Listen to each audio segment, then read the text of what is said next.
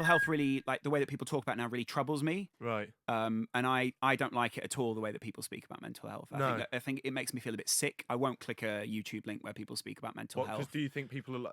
It's almost like that clickbait generation of people are profiting from it now. Or? Yeah, like I'm not accusing anyone. Yeah. It's just that I feel a little bit like it's without sounding too much like fucking Prison Planet, it is a bit virtue signaling. Right. Yeah. I've had mental illness and I can definitely help you.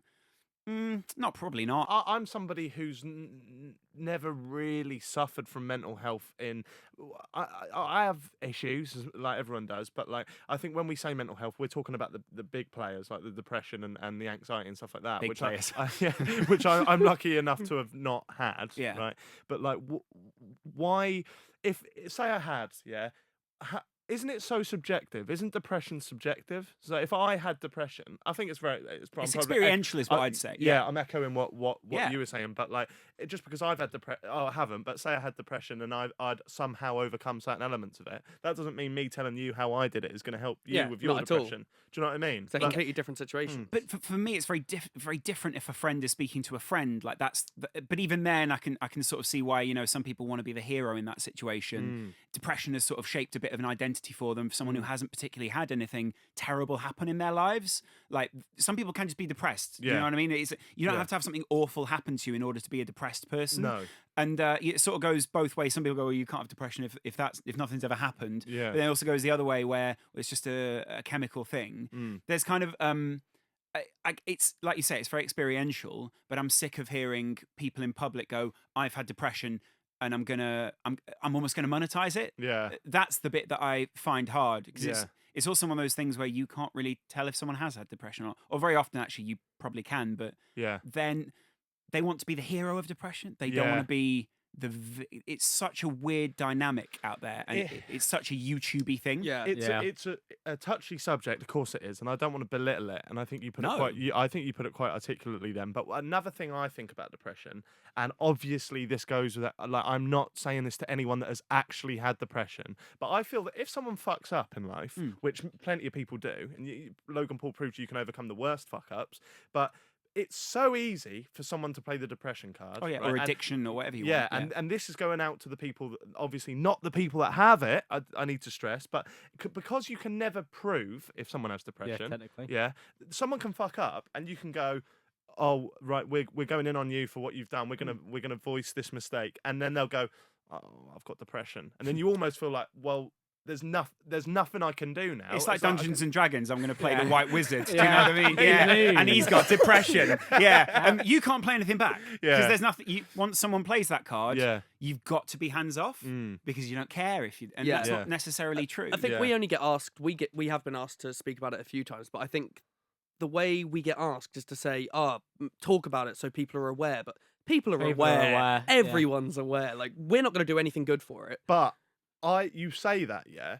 If we're talking about ignorance towards mental health, I was fucking so ignorant towards it before I met Fiona, right? So I met her 4 or 5 years ago, and I will hold my hands up here. This isn't what I believe anymore, but I actually didn't believe that panic attacks existed. Right. I was just like, oh, you're a bit nervous. Get over it, right? And then I met her, and she, no, that's how insensitive I was. I was a prick towards this topic. Still a prick. Yeah. And but I've learned a lot more now, yeah. And one day we were walking through. I'm sure she won't mind me telling the story, but we were walking Find out through.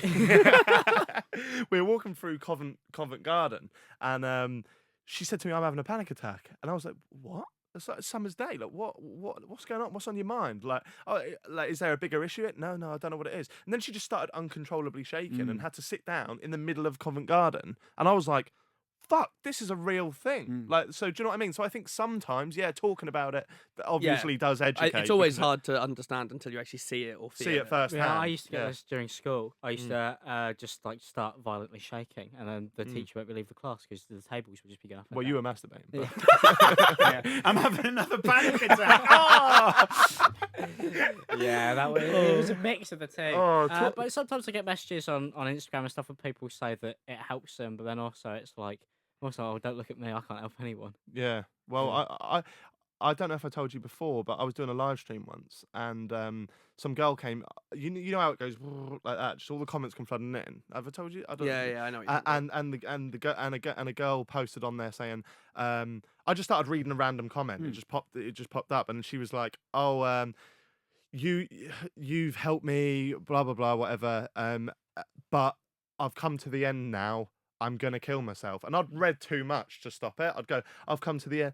I'm gonna kill myself." Okay, she said that. Yeah. So then I thought, right, there's no way I can ignore this now without seeming like an insensitive cunt. So I said, "I'll just drop me an Instagram DM and we'll chat it through." And then we chatted for a bit, and I was saying to Fiona, like, "What the fuck do I do here? I'm in over my head here. I'm just gonna say what I think you want to hear." "Oh, don't do that. Like, there's too much to live for." And then I just didn't reply for 2 days, and then she's messaging me going, "Even you don't care." And it's Yeah. like, "Oh, what? So now I just have to constantly talk to you now? Otherwise, I'm worried that you're going to do something dodgy." Yeah. So like, it's a fucked up situation, and I don't think YouTubers are always the most No, educated. They're in not the what most you- it's- qualified. No, No. definitely not. No. And it's weird because YouTube encourage you to talk about it. Mm. Like they actually ask you to. It's in YouTube Rewind, pretty much, isn't Yeah. it? But that for me in itself is like, that's fine. But again, it comes back to that like virtue signaling Yeah. side of, yeah, I get it. Like, I understand why we should be talking about it. Mm. I also think there's so many different aspects to it that it's so hard for one person to go, why is YouTube encouraging people who aren't really qualified to talk about mental health to talk about mental health? It's great to have normal people talking about mental health. It's great to have, I don't think I've ever seen someone, a psychologist, talking about it on YouTube. Maybe we had, there was a woman who came on the podcast once. I don't remember her name. And she was talking about it a little. But even then, like, it's such, there's situation. And for me, I think the older you get, the more you see like the signs of it in other people. Because everyone's had like, felt anxious or something at some point in their life. Yeah. I think a lot of young men like do suffer with anxiety. Mm. And not knowing what to do about things, or when they don't feel in control, then they will have a panic attack or something along those lines. Yeah.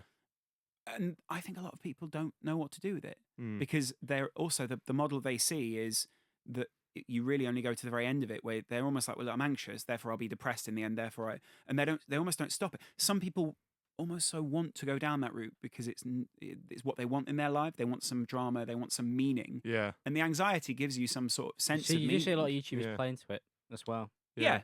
I think a lot of figures play into it in general, and I'm really fascinated at the moment. I watched so many Jordan Peterson clips. Do you guys watch Very Jordan? interesting, yeah. He's a really interesting guy. Is this? Did Brian mention? Yeah, him, yeah, he didn't did. Yeah. Yeah. I think he's a really like interesting guy to listen to because he seems quite intellectually honest to me, Right. Mhm. and he talks about responsibility and how I just don't think very many men in our generation try and take responsibility a lot. Right. And I mean, we're all part of that. Yeah.